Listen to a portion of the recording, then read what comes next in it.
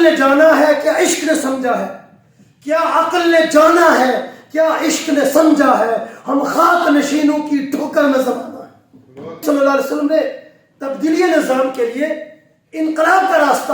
کیوں اختیار کیا؟ نبی صلی اللہ علیہ وسلم کا اسوہ یہاں پر کیا بتاتا ہے؟ ملک کا پرائم منسٹر کہتا ہے کہ 3.5 سال سے مجھے انصاف نہیں ملا ہے۔ جس میں نہ ہو کشمکش موت ہے وہ زندگی، جس میں نہ ہو کشمکش موت ہے وہ زندگی، روح امم کی حیات ہے کشمکش انقلاب۔ صدر مجلس اور میرے انتہائی قابل احترام حاضرین، آپ کے سامنے جو موضوع رکھا گیا ہے کہ پاکستان میں انقلاب کیوں اور کیسے، یہاں پر سب سے پہلا بنیادی سوال یہ پیدا ہوتا ہے کہ پاکستان کے اندر انقلاب کی ضرورت کیوں ہے؟ ریولوشن کیوں ناگزیر ہے؟ کیا اس کے علاوہ پاکستان کے ترقی کرنے کے، آگے بڑھنے کے، یہاں کے عوام کی خوشحالی کا، یہاں پر امن کا کوئی اور راستہ نہیں ہے؟ اس کا بہت واضح جواب ہماری گزشتہ 74 سالہ تاریخ کے اندر موجود ہے کہ ہم نے یہاں پر تمام تر تجربات کیے، لیکن 74 سال گزرنے کے باوجود یہ 75واں پاکستان کے قیام کے بعد کا یہ سال ہے، اس کے باوجود آج بھی پاکستان کے عوام کی اکثریت، اس کے بنیادی حقوق اس کو نہیں مل رہے۔ پاکستان کی آدھی سے زیادہ آبادی 74 سال گزر جانے کے باوجود وہ غربت کا شکار ہے۔ یہاں پر جہالت ہمارے معاشرے کے اندر وہ گھر کیے ہوئے ہیں، بے روزگاری وہ عام ہے، اور پھر سب سے بڑا ظلم ہمارے معاشرے اور سماج میں یہ ہوا کہ مذہب کی بنیاد پر یہاں پر تقسیم در تقسیم کا وہ بیج بویا گیا کہ آج نفرت، تشدد اور انسانیت دشمنی وہ ہمارے معاشرے کے اندر غالب، اور ہر طرف ایک خوف کا راج ہے۔ ہمارے معاشرے کے اندر آج بھی اگر آپ دیہاتوں میں جائیں تو آپ کو نظر آئے گا کہ گندے جوہڑوں کے اوپر سے انسان اور حیوانات ایک ہی جگہ سے پانی پینے پر مجبور ہیں۔ ذلت اور پستی کی انتہا آج کی 21ویں صدی کی یہ دنیا جو گلوبل ولیج کی دنیا ہے، جہاں انسان نے سائنسی ترقیات کے بل بوتے کے اوپر اس کرۂ ارضی سے نکل کر اس یونیورس کو مسخر کرنے کا راستہ اختیار کر لیا ہے، جہاں انسان ستاروں اور سیاروں کے اوپر کمندے ڈال رہا ہے، وہاں آج پاکستان کے 22 کروڑ عوام آج بھی غربت، جہالت، افلاس، ذلت اور پسماندگی کا شکار ہے، 2 وقت کی روٹی کے لیے محتاج ہے۔ اور پاکستان میں تمام تجربات کیے گئے ہیں گزشتہ 74 سالوں میں، لیکن کوئی بھی تجربہ پاکستان کے 22 کروڑ عوام کے تاریخ مقدر کو بدل نہیں سکا، یہاں پر خوشحالی پیدا نہیں کر سکا، یہاں سے غربت کو دیش میں کالا نہیں دے سکا، یہاں پر امن قائم نہیں کر سکا۔ آپ دیکھیں اپنی ہسٹری کو اٹھا کر کہ پاکستان کے قیام سے آج تک آدھے سے زیادہ عرصہ یہاں پر فوجی بوٹ یہاں کے عوام کی گردنوں پر مسلط رہے، کہ جس کو آج کی سیولائزڈ ورلڈ گالی سمجھتی ہے، وہ حکمرانی ہمارے ملک کے اندر بدترین ڈکٹیٹرز کی قائم رہی، اور اسی غلبے کے دور میں پاکستان کے اندر سرمایہ دار مضبوط ہوئے، جاگیردار مضبوط ہوئے، یہاں کی بیوروکریسی مضبوط ہوئی، اور غریب عوام وہ غریب سے غریب تر ہوتے چلے گئے، ان کی تاریخ رات وہ نہیں بدلی۔ اور باقی بھی جو آدھا سب ہے اس میں بھی یہاں پر لوڑی لنگڑی جمہوریت اس کا تجربہ کیا گیا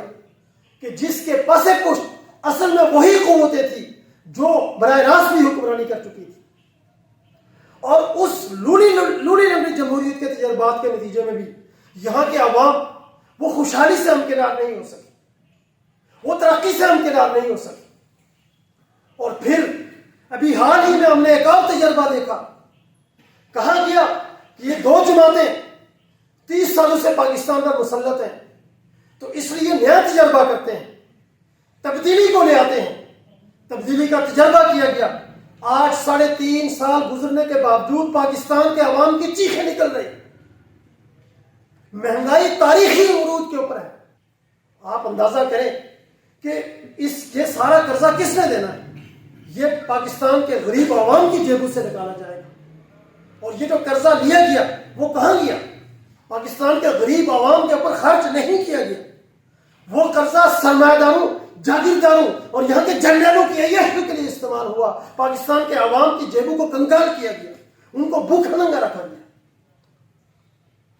اور پھر آج یہ ہے کہ جو پاکستان کے نوجوانوں کے اندر ایک ایکسائٹمنٹ تھی کہ جناب تبدیلی آئے گی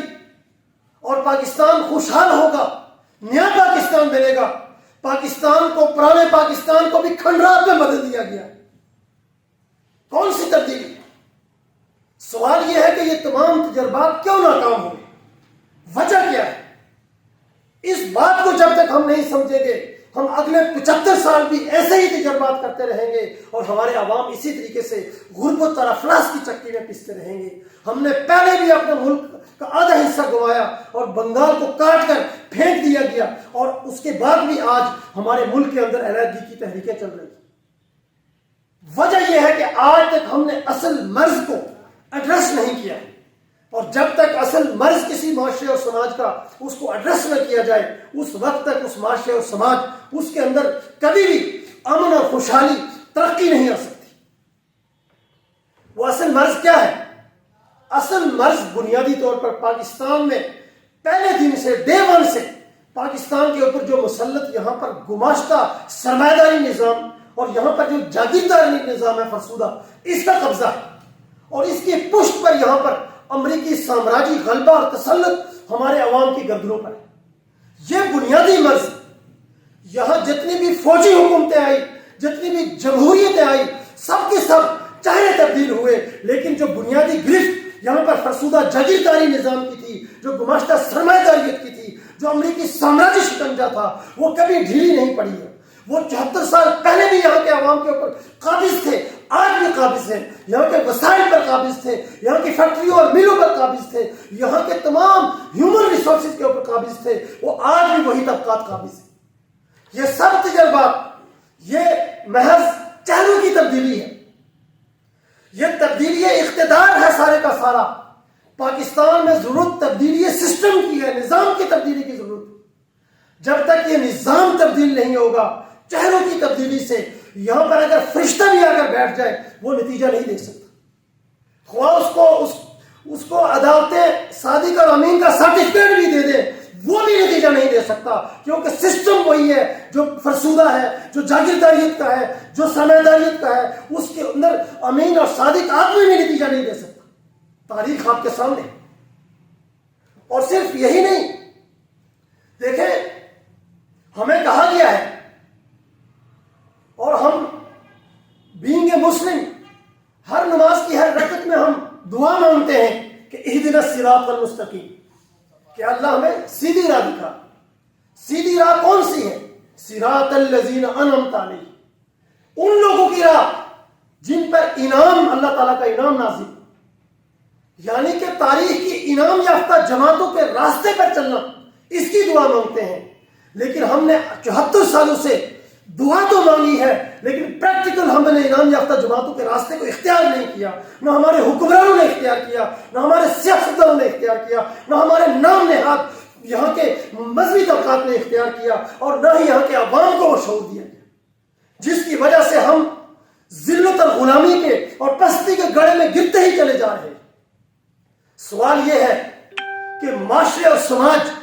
اس کو پستی سے نکالنے کے لیے تاریخ میں انعام یافتہ جماعتیں، ان کا کیا رول ہے، ان کا کیا کریکٹر ہے، ان کا کیا کردار ہے؟ جب تک ہم وہ پیش نظر نہیں رکھیں گے میرے قابل احترام احباب، ہم مسلسل ٹھوکریں کھاتے رہیں گے، ہم مسلسل ایسے ہی تجربات کرتے رہیں گے اور ان کا شکار ہوتے رہیں گے، لیکن 1 انچ بھی ہم آگے نہیں بڑھ سکیں گے۔ چنانچہ تاریخ کی انعام یافتہ جماعتوں کے ماتھے کے جھومر اور اس کا جو سب سے اعلیٰ ترین ماڈل ہمارے سامنے ہے وہ محمد الرسول اللہ صلی اللہ علیہ وسلم اور آپ صلی اللہ علیہ وسلم کی جماعت کا اسوہ ہے کہ انہوں نے کون سا راستہ اختیار کیا اپنے معاشرے اور سماج کو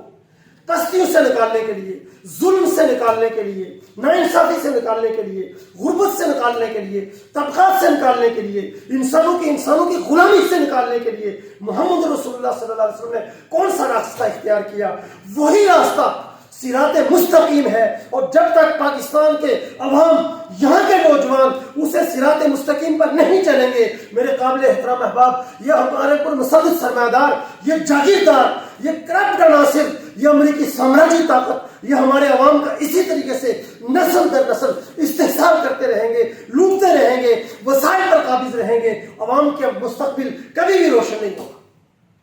کیونکہ یہ تاریخ میں یہ ثابت شدہ چیز ہے، تجربہ شدہ چیز ہے، اتھینٹک ہے، اور تاریخ میں جتنے بھی معاشروں کے اندر انقلابات اور تبدیلیاں آئی، جتنے بھی معاشروں میں اس طرح کے امراض پیدا ہوئے، اس سے نجات کے لیے راستہ جو اختیار کیا گیا وہ وہی راستہ ہے جو محمد الرسول اللہ صلی اللہ علیہ وسلم نے اختیار کیا۔ اس کے علاوہ کوئی راستہ معاشرے کے اندر تبدیلی کا راستہ نہیں۔ جتنا بڑا خوشنما نعرہ لگا لیا جائے،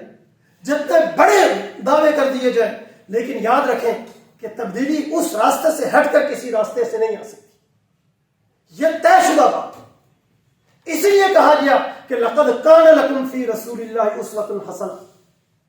کہ رسول اللہ کا جو اسوہ ہے وہی بہترین معیار ہے۔ اس معیار پر چلو گے تو ظاہر ہم نے نبی اکرم صلی اللہ علیہ وسلم سے کے اسوے سے چند رسومات لے کر ہم یہ سمجھتے کہ بات سے بھی یہ کامیاب ہوگی، لیکن انہوں نے معاشرے کی تشکیل کے لیے جو راستہ اختیار کیا، سماج کے اندر سے قیصر و کسریٰ کے ظلم کے استبدادی نظاموں کو، ابو جہل اور اس کے ٹولے کی حکمرانی کے تسلط کو جس راستے سے اکھاڑ کر پھینکا، ہم اس راستے پر چلنے کے لیے تیار نہیں، اس لیے کہ وہ بھاری پتھر ہے جس کو ہم اٹھا کر چوم دو سکتے ہیں اور نیچے دوبارہ رکھ سکتے ہیں، لیکن اس پر چلنا یہ مشکل کام ہے، یہ قربانیوں کا کام ہے، یہ استقامت کا کام ہے، یہ جرت کا کام ہے، یہ طویل سٹرگل کا کام ہے۔ اس لیے اس پر یہ ہے کہ نہیں چلا گیا، اور اس کا نتیجہ آپ کو سامنے۔ سوال یہ ہے کہ نبی اکرم صلی اللہ علیہ وسلم نے اپنے معاشرے اور سماج کے اندر ظلم کو ختم کرنے کے لیے کون سا راستہ اختیار کیا جو ہمارے سامنے نہیں ہے، اور جس کے نہ ہونے کی وجہ سے ہماری نوجوان نسل مسلسل وہ ڈی ٹریک ہوتی ہے، وہ یہ ہے کہ ہمیشہ استعمال ہوتی ہے۔ ہر بہروپیہ آ کر، کوئی مذہب کے نام پر بہروپیہ ہے، کوئی سیاست کے نام پر بہروپیہ ہے، کوئی تبدیلی کے نام پر بہروپیہ ہے۔ ہماری قوم ان کے ساتھ ہر آنے والا وہ دھوکہ کرتا ہے، دغل اور مکر و فریب کرتا ہے، اور اپنے سیاسی مفادات کے لیے عوام کے جذبات کو ایکسپلائٹ کر کے تو وہ پھر اپنے مفادات کو پورا کرتا ہے، سامراجی طاقتوں کو یہاں طاقتور کرتا ہے، لیکن عوام ان کی خوشحالی اور ترقی کے لیے یہاں کوئی کام نہیں کیا جاتا۔ وہ راستہ جب تک ہمارے نوجوانوں کے سامنے کلیئر نہیں ہوگا، ہم آنے والے وقت میں بھی بار بار ٹھوکریں کھاتے رہیں گے۔ چنانچہ نبی اکرم صلی اللہ علیہ وسلم نے، جیسے کہ آج ہمارے معاشرے کے اندر یہ طبقات کا، ظلم کا، استحصال کا، جبر کا اور غیر اللہ کا نظام قائم ہے، امریکی سامراجیت غیر اللہ کی طاقت ہے جس کا ہولڈ ہمارے سماج کے اوپر، یہ نظام قائم ہے۔ اسی طریقے سے اس دور کے اندر بھی ابو جہل اور سرداران مکہ کا عرب کے اندر اور پھر ورلڈ اوور دنیا کے اندر کیسر و کسریٰ کے دو سپر طاقتوں کا عالمی غلبہ قائم تھا، اور ان کے غلبے کے تحت انسانیت کی اکثریت وہ دو وقت کی روٹی سے بھی محروم تھی۔ شاہ ولی اللہ نے ان معاشروں کا تجزیہ کیا کہ وہاں بنیادی مرض یہ تھا، مسئلہ بنیادی یہ تھا کہ پیداوار دینے والے جو عوام اکثریت تھے، جو کسان تھے، جو مزدور تھے، جو محنت کش تھے، ان کی پیداوار کے انباروں کے اوپر، ان کے ڈھیروں کے اوپر مٹھی پر اشرافیہ کا قبضہ قائم ہو گیا تھا، اور اس قبضے کے نتیجے میں سچویشن کیا پیدا ہو گئی تھی؟ پورا سماج ایز اے ہول وہ ڈکلائن کا شکار تھا، وہ زوال کا شکار تھا، وہ تباہی اور بربادی کا شکار تھا۔ جو عوام کی اکثریت تھی وہ جانوروں کی طرح، گدھوں اور بیلوں کی طرح، چوپایوں کی طرح وہ دو وقت کی روٹی کے لیے مسلسل محنت کرتی رہتی، اور اس کے نتیجے میں غربت کی چکی میں وہ پستی رہتی، اور اسی فکر کے اندر اس کی زندگی گزر جاتی، نتیجتاً اس کی کوئی اخلاقی ترقی کا کوئی وقت ہی نہیں اس کے پاس بچتا تھا، تو پورے کے پورا جو عوام کا طبقات تھے ان کے اندر اخلاقی گراوٹ اور پستی تھی، اور جو حکمران اشرافیہ تھی وہ دولت کی فراوانی کی وجہ سے عیاشی میں بڑھ کر وہ بھی اخلاقی طور پر پستی کا شکار ہو چکے تھے، تو نتیجتاً ایز اے ہول سوسائٹی اجتماعی طور پر زوال سے دوچار ہو چکی تھی، پستی سے دوچار ہو چکی تھی، اور اسی زوال اور پستی سے انسانیت کو نکالنے کے لیے نبی اکرم صلی اللہ علیہ وسلم مبعوث ہوئے، اور انہوں نے یہ پیغام دیا کہ ہلاک کسریٰ فلا کسریٰ بعدا وہلاک قیصر فلا قیصر بعدا، کہ میری بعثت کا مقصد دنیا سے قیصر و کسریٰ کے نظاموں کو، ان کے تاجوں اور تختوں کو اچھالنا ہے، ان کو بدلنا ہے، یہ میری بعثت کا مقصد ہے۔ اور آپ دیکھیں پہلے دن سے جب آپ صلی اللہ علیہ وسلم نے اپنے مشن کا آغاز کیا تو آپ صلی اللہ علیہ وسلم کا ہدف واضح تھا، دو ٹوک تھا، کرسٹل کلیئر تھا کہ میری بعثت کا مقصد قیصر و کسریٰ کے نظاموں کی تباہی، اس کا یہ ہے کہ عروج اس کو ختم کرنا ہے۔ چنانچہ ایک مشہور روایت ہے کہ حضرت عباس ابھی اسلام نہیں لائے تھے، اپنے چند تاجروں کے ساتھ کھڑے تھے، ابتدائی دور تھا، تو اس کے تاجر آئے ہوئے تھے عرب کے مختلف علاقوں سے، دنیا کے مختلف خطوں سے، تو ان کے ساتھ شام کے ٹائم جب سورج غروب ہو رہا تھا ان کے ساتھ وہ ڈسکشن کر رہا تھا حضرت عباس، تو انہوں نے وہاں پر یہ کہا کہ جناب آپ کو پتہ ہے میرا بھتیجا وہ آج کل ایک جو ہے نا پیغام لے کر چل رہا ہے اور ایک اعلان کر رہا ہے۔ انہوں نے کہا نہیں ہمیں تو نہیں پتا کیا کہہ رہا ہے۔ انہوں نے کہا وہ کہتا ہے کہ یہ جیسے سورج غروب ہو رہا ہے نا عصر کے وقت مغرب کی طرف سے غروب ہو رہا ہے، وہ کہتا ہے اسی طریقے سے میں قیصر و کسریٰ کے نظاموں کو بھی غروب کروں گا دنیا سے۔ یہ کہا تو سب نے ٹھٹھا اڑایا، کہا لگا کہ یہ کیسے پاسبل ہے، لیکن نبی اکرم صلی اللہ علیہ وسلم نے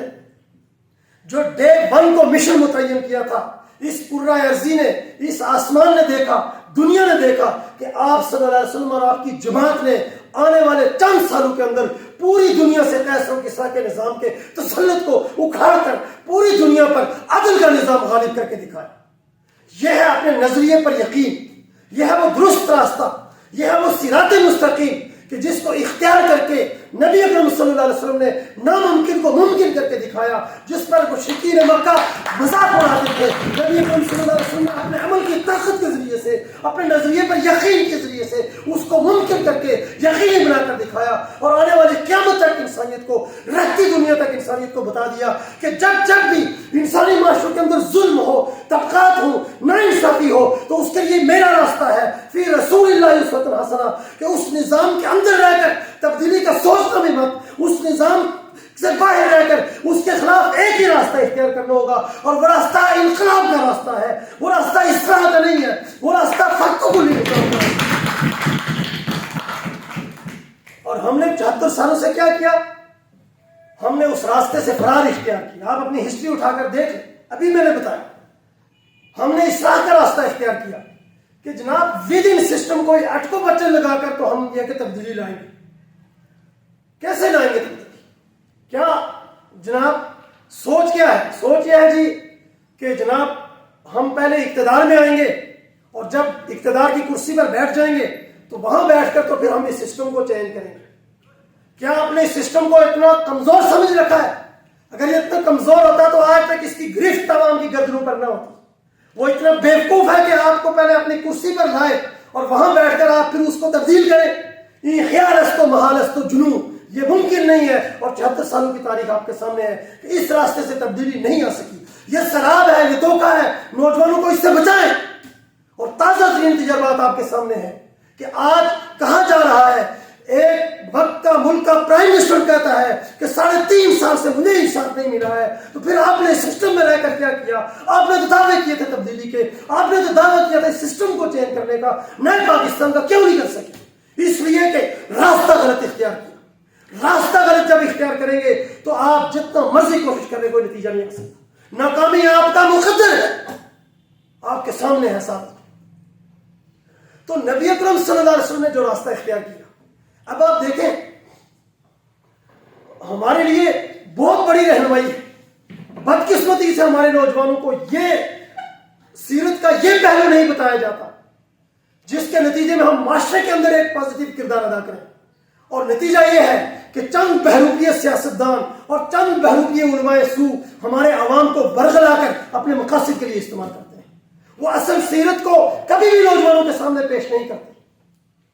اس لیے اس بات کو سمجھنا بہت ضروری ہے کہ نبی اکرم صلی اللہ علیہ وسلم نے تبدیلی نظام کے لیے انقلاب کا راستہ کیوں اختیار کیا؟ اس لیے کہ وہ یہ سمجھتے تھے کہ انقلاب کے علاوہ ود ان سسٹم تبدیلی نہیں آ سکتی. اور ہماری تاریخ اس پر بہت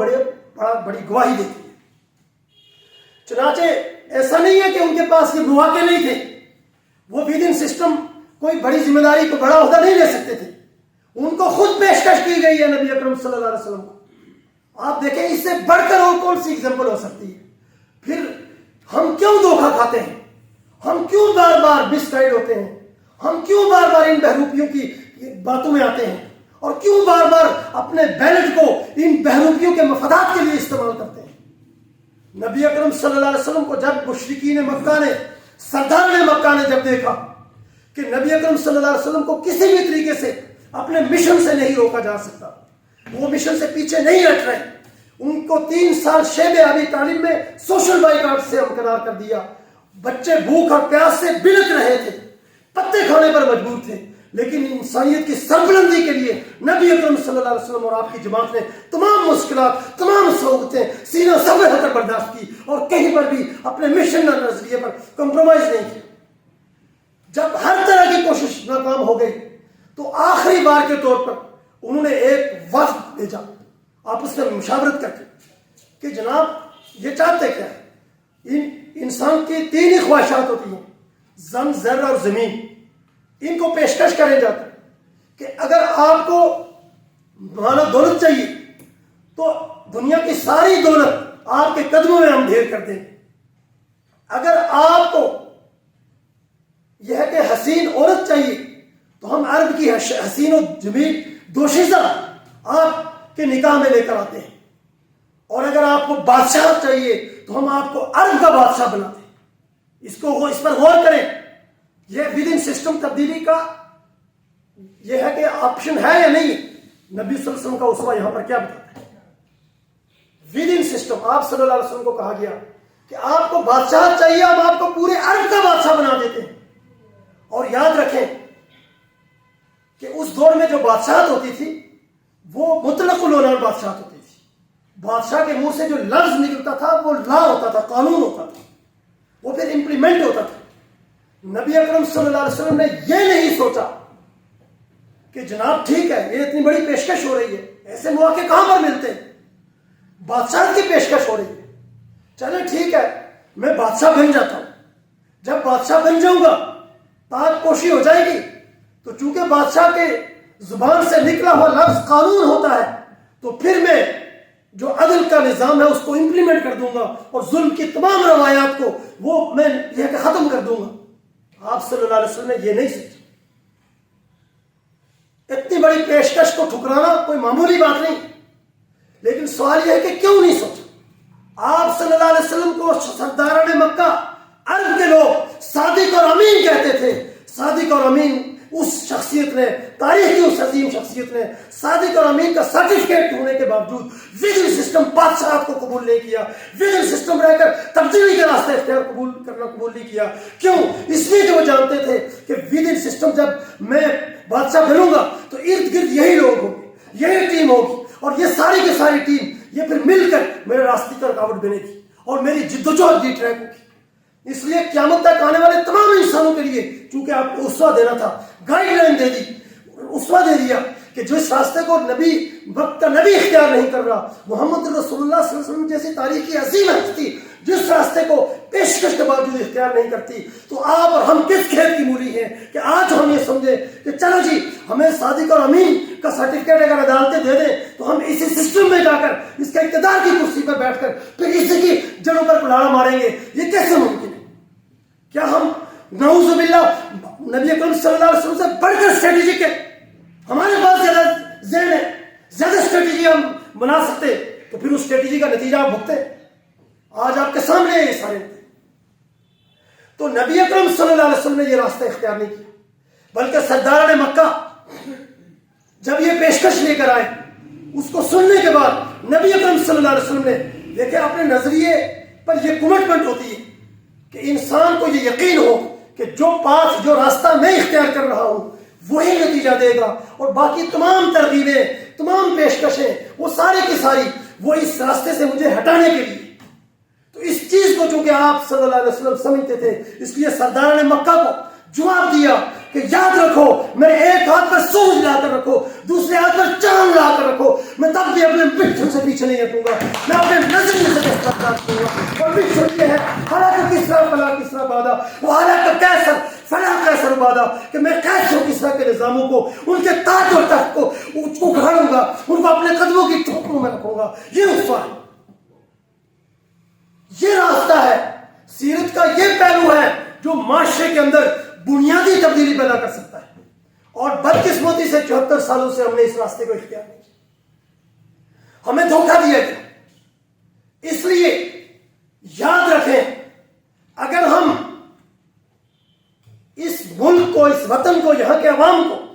اس سسٹم سے نجات دلانا چاہتے ہیں تو ہمیں آج ہی اس راستے پر چلنا ہوگا۔ ہمیں اس سسٹم سے الگ رہ کر وہ سیاسی انقلابی قوت بنا کرنی ہوگی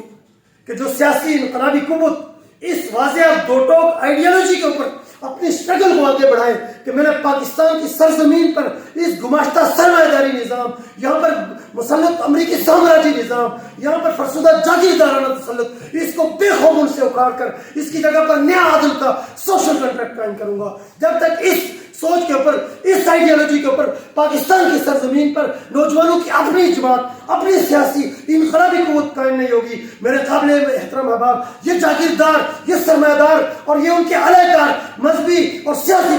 لیڈر، یہ سارے عوام کو اسی طریقے سے گمراہ کرتے رہیں گے، ہمیشہ ٹرک کی پتی بتی کے پیچھے لگا کر رکھیں گے، اور کبھی بھی پاکستان کے عوام وہ اس تاریخ سماج سے، اس ذلت اور غلامی سے، اس پستی سے نہیں نکل سکتے۔ تو اس لیے اسی چیز کی ضرورت ہے، اور اسی کے لیے امام انقلاب عبید اللہ سندھی، جن کی مناسبت سے آج کا یہ سیمینار منعقد کیا جاتا ہے، انہوں نے یہ رہنمائی دی ہے کہ آج کا جو دور ہے مشین ایج، اس مشین ایج کے مطابق جو عدل ہے، اس عدل کو غالب کرنے کے لیے کیا پروگرام اختیار کیا جائے۔ تو امام انقلاب عبید اللہ سندھی نے شاہ ولی اللہ کے فلسفے اور فکر کی بنیاد پر آج کی سائنٹیفک دنیا کے تقاضوں کو سامنے رکھتے ہوئے، آج کی ریشنلزم کی حامل دنیا کو سامنے رکھتے ہوئے ایک مکمل فلسفہ اور فکر، نظام فکر پیش کیا کہ جس کے ذریعے سے ہم اپنی سیاست کو، اپنی معیشت کو، اپنے معاشرت کو، ہم اپنے تعلیمی نظام کو، ہم اپنے صحت کے نظام کو، ہم اپنے ڈیولپمنٹ کے نظام کو، اس سب کو کلیتاً بدل کر ہم ایک نیا سیاسی، معاشی، سماجی ڈھانچہ قائم کر سکتے ہیں، اور پھر پاکستان کو اجتماعی ترقی کے نظام کے تحت ریجن کے ساتھ ہم مانگ کر کے انٹرنیشنل سطح پر دنیا کی اقوام کی لیڈرشپ کا حل بنا سکتے ہیں۔ وہ مکمل قومی تشکیل سے لے کر ریجنل اور انٹرنیشنل تشکیل تک مکمل پروگرام امام انقلاب عبید اللہ سندھی نے دیا، اور اسی پروگرام کے اوپر پاکستان میں نوجوانوں کی اپنی جماعت یونائٹڈ پاکستان وہ قائم کی جا چکی ہے۔ یونائٹڈ پاکستان کی وہ واحد اور نئی طرز کی انقلابی سیاسی پارٹی ہے جو اس سسٹم سے الگ رہتے ہوئے نوجوانوں کی وہ تنظیم پیدا کر رہی ہے، نوجوانوں کی وہ اجتماعیت پیدا کر رہی ہے، اور نوجوانوں کے اندر وہ شعور پیدا کر رہی ہے کہ جس کے نتیجے میں یہ نوجوان منظم ہو کر اس سرمایہ داری نظام اور سامراجیت کے خلاف شاہ ولی اللہ کے فلسفے اور فکر کی بنیاد پر، امام انقلاب عبید اللہ سندھی کی تعبیرات اور تشریحات کی بنیاد پر پاکستان کی سرزمین کے اوپر ایک عالمگیر سیکولر اور سوشلسٹ انقلاب برپا کر سکے۔ اور یاد رکھیں، میں نے آپ سے بات کی کہ ہمارے لیے معیار فی رسول اللہ اسوۃ حسنہ، اسوہ حسنہ، اور جو میں نے یہ ابھی پہلو آپ کو بتایا ہے، یہی سماجی تبدیلی کا بنیادی میتھڈ ہے۔ اسی میتھڈ پر چل کر معاشرے کے اندر تبدیلی آ سکتی ہے، تاریخ کا یہ ثابت شدہ سبق۔ اس لیے یونائٹڈ پاکستان قدم بقدم اسی اسوے پر عمل پیرا ہے، اور اسی اسے پر رہتے ہوئے اس سسٹم کی ہر ترغیب کو، ہر لالچ کو حقانیت سے ٹھکراتی ہے. اور اس کا آج وہی عزم ہے جو نبی اکرم صلی اللہ علیہ وسلم نے قیس و کسریٰ کے خلاف یہ ہے کہ دہرایا تھا، اور اسی کی پیروی ہے، اسی کی یہ ہے کہ اقتدا ہے کہ ہم نے اس سرمایہ نظام اور اس سامراجی غلبے کو، اس کے تسلط کو ہم نے ہر قیمت پر بے قبول سے اکھاڑ کر پھینکنا ہے. اس راستے میں جو بھی مشکلات آئیں گی، جو بھی قربانیاں دینی پڑیں گی، جدوجہد میں جو بھی ٹائم لگے گا، ہم اسی راستے کو اختیار کریں گے. ہم اپنی قوم کو لازمی طور پر اس تاریخ سماج سے نجات دلائیں گے، اس ظلم سے نجات دلائیں گے، اس طبقاتیت سے نجات دلائیں گے، اس غربت سے نجات دلائیں گے، اس جہالت سے نجات دلائیں گے، اس مذہبی جنونیت سے نجات دلائیں گے. اور ہماری قوم بھی یہ ہے کہ دنیا کی اقوام کے اندر وہ جو ہے نا ایک اچھے انداز کے اندر، ایک سیولائزڈ انداز کے اندر، تہذیب یافتہ انداز کے اندر وہ آگے بڑھ سکے گی، ترقی کر سکے گی، اور دنیا کے اندر، دنیا کی قیادت کے اندر وہ اپنا کردار ادا کر سکے گی. تو اس کے لیے نوجوانوں کو دعوت ہے کہ وہ یونائٹڈ پاکستان اس کو جوائن کریں، اس کا دست و بازو دیں. اور یاد رکھیں کہ یونائٹڈ پاکستان اگرچہ پاکستان کی سرزمین پر یہ نئی انقلابی پارٹی ہے، لیکن اس کی جڑیں پوری اپنی تاریخ کے اندر ہے. اس کی اوریجن، اس کی تاریخ کے اندر محمد رسول اللہ صلی اللہ علیہ وسلم اور آپ کی جماعت صحابہ، تاریخ کی تمام انعام یافتہ جماعتیں، اور بر صغیر کی سرزمین پر آزادی ہند کی جدوجہد کرنے والی عظیم تحریک ولی اللہ تحریک، شاہ ولی اللہ کی تحریک، اور پھر جو آج کے سائنٹیفک ایج کے اعتبار سے جو فلسفہ اور فکر پیش کیا شاہ ولی اللہ نے، ان تمام کی جو روایات کی امین اور پاسدار پاکستان میں اگر کوئی جماعت ہے تو وہ یونائٹڈ پاکستان ہے. اور یاد رکھیں شاہ ولی اللہ کے نام پر، عبید اللہ سندھی کے نام پر بھی آپ کو پاکستان میں قدم قدم پر دجل اور بکر و فریب ملے گا. آپ کے لیے پرکھ یہ ہے کہ جو پروگرام ان کے نام سے پیش کیا جا رہا ہے وہ بلا امتیاز مذہب، رنگ، نسل، زبان اور جنس کے پاکستان کے 22 کروڑ عوام کی خوشحالی، ترقی، ان کے اندر امن کا ضامن ہے، یا پھر کسی بھی طرح پر کسی بھی اعتبار سے وہ ڈسکریمنیشن کا باعث بنتا ہے. جو بھی اس نام سے بات کرے آپ کو پرکھنا یہ ہے کہ وہ شمال مغربی ہند کے خطے پر آباد ان اقوام جو پاکستان کی فیڈریشن میں ہے، جو کشمیر کی قوم ہے، ان کی انٹیگریشن کی، ان کی یونٹی کی بات کرتا ہے، یا ان کے درمیان تقسیم کی بات کرتا ہے. اگر وہ تقسیم کی بات کرتا ہے وہ دجالوں کا پیروکار ہے. شاہ ولی اللہ، عبید اللہ سندھی کے فکر اور فلسفے سے اس کا کوئی تعلق نہیں. اس لیے راستہ بہت واضح ہے. نوجوانوں نے اس راستے پر عزم و استقرار کے ساتھ چل رہا ہے. اور عبید اللہ سندھی کی جو انقلابی زندگی ہے، کم و بیش یہ ہے کہ نصف صدی سے زائد، وہ ہمارے لیے اس کے لیے ایک بہترین نمونہ ہے کہ انہوں نے اس عظیم مشن کے لیے اپنے گھر بار کو چھوڑا، اپنے وطن کو، دھرتی کو چھوڑا، اور در بدر کی ٹھوکریں کھائی. 24 سال جلا وطنی سے یہ ہے کہ وہ دوچار ہوئی، اور پھر پوری دنیا کے انقلابات کا مطالعہ، مشاہدہ کیا. دنیا کے بڑے بڑے حکمرانوں اور سپہ سالاروں سے براہ راست ان کے تعلقات قائم ہوئے، اور ہندوستان کی آزادی کے لیے دنیا سے جو بھی ہے کہ وہ تعاون لے سکتے تھے، جو بھی اپنی میکسیمم ایفرٹس کر سکتے تھے، امام انقلاب عبید اللہ سندھی نے وہ کی. اور صرف پاکستان اور ہندوستان کی آزادی کے لیے ہی عبید اللہ سندھی کا کردار نہیں، اس سے بڑھ کر افغانستان جو 1920 میں استقلال سے ہمکنار ہوا، آزادی سے ہمکنار ہوا، اس کی آزادی بھی امام انقلاب عبید اللہ سندھی کے مرہون منت ہے. چنانچہ انگریز نے تسلیم کیا ہے کہ افغانستان کی انگریزوں سے آزادی وہ افغانستان کی آزادی نہیں ہے، وہ عبید اللہ سندھی کی آزادی، وہ عبید اللہ سندھی کی کامیابی. یہ ایک انقلابی فرد، اس کا کردار کہ وہ انسانیت کی آزادی کے لیے کیا کردار ہے، یہ انسپائریشن ہے ان کی زندگی. اور پوری دنیا کے انقلابات کا مطالعہ کر کے یہاں تک کہ دنیا کا جو عظیم انقلاب برپا ہوا 20ویں صدی میں، روس کا سوشلسٹ انقلاب، اس انقلاب کے برپا ہونے میں بھی امام انقلاب عبید اللہ سندھی ان کی کاوشیں موجود ہیں کہ جو خطوط امام انقلاب عبید اللہ سندھی نے زار روس کے خلاف روس بھیجے تھے، وہ خطوط زار روس کی فوج میں تقسیم کیے گئے بادشاہی پارٹی کی طرف سے، اور اس کے نتیجے میں اس فوج کے اندر زار روس کے خلاف نفرت پیدا ہوئی، اور اسی بنیاد پر وہاں کی بادشاہی پارٹی نے اس ساری صورتحال کو، اس سارے سینیریو کو آگے بڑھا کر پھر اقتدار پر قبضہ کیا، اور وہاں پر تاریخ انسانی کا سب سے عظیم سوشلسٹ انقلاب برپا کیا. یہ ایک فرد کی انقلابی طاقت کا گواہ ہے۔ اسی لیے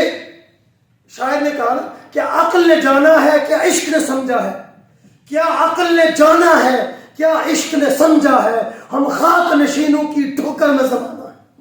تو یہ عبید اللہ سندھی کے لیے اوپر یہی شعر ثابت آتا ہے کہ پوری دنیا میں انہوں نے اثرات مرتب کی، اور پھر اس سے بڑھ کر چونکہ انہیں اپنی دھرتی سے کمٹمنٹ تھی، اپنے وطن سے کمٹمنٹ تھی، اپنے عوام سے کمٹمنٹ تھی، اس لیے بر صغیر کی آزادی اور حریت کے لیے انہوں نے نہ صرف یہ کہ کردار ادا کیا، بلکہ جب ہندوستان واپس آئے تو اس کے بعد عبید اللہ سندھی نے اپنے شاگردوں کو مخاطب کر کے کہا کہ میں نے انگریز کی جڑیں کھوکھلی کر دی ہیں، اور میں آپ سے یہ کمٹمنٹ کرتا ہوں کہ انگریز آنے والے چند سالوں میں جہاں سے چلا جائے گا، اور یاد رکھنا اگر وہ نہ کیا تو میری قبر پر آ کر مجھ سے بات کرنا۔ یہ ہے کمٹمنٹ، یہ ہے فرقی انقلاب کی گئی۔ اور چنانچہ آپ دیکھیں 1944 میں عبید اللہ سندھی کی ڈیتھ ہوتی ہے، 1947 میں انگریز کو بر صغیر سے بوریا پستل لپیٹ کر جانا پڑا۔ یہ ہے ویژن، یہ ہے کمٹمنٹ، یہ ہے لیڈرشپ جو ہمارے نوجوانوں کو نہیں بتائی جاتی۔ تو اس لیے نوجوانوں کے لیے ہمارے پاس یونائٹڈ پاکستان کے پاس تاریخ سے ٹھوس رہنمائی موجود ہے، لیڈرشپ کی صورت میں، آئیڈیالوجی کی صورت میں، جدوجہد کی صورت میں، قربانیوں کی صورت میں، اور فکر کی صورت میں۔ تو یہ عبید اللہ سندھی کا اس سے بھی بڑھ کر جو کمال ہے کہ انہوں نے مشین ایج کے تقاضوں کے مطابق یہ بتا دیا، یہ تو وہ طے کر چکے تھے کہ انگریز نے یہاں سے جانا ہے، لیکن اس کے بعد کیا ہوگا اس کی تیاری بھی پہلے سے کی۔ یہ نہیں سوچا کہ جب اقتدار ملے گا تو پھر میں تبدیلی کے سسٹم کو تبدیل کرنے کا سوچوں، نہیں، پہلے سے اس کا سوچ رکھا، پورا ویژن تھا، پورا پلان تھا۔ چنانچہ 1924 میں ترکی استنبول سے عبید اللہ سندھی نے ہندوستان کے اندر آزاد ہندوستان کا دستوری خاکہ سراجی منشور کے نام سے پیش کیا، جو آج بھی تاریخی دستاویز کے طور پر تاریخ میں محفوظ ہے، اور جس میں آج بھی